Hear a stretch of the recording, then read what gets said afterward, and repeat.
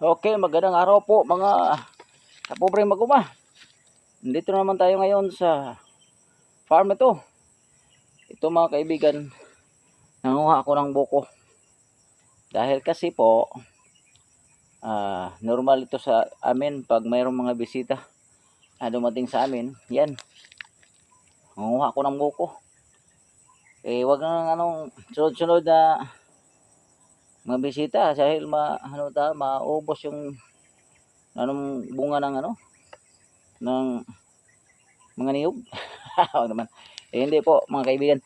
Meron po kasi akong brother na galing po sa malayong lugar. Sama yung pamilya nila.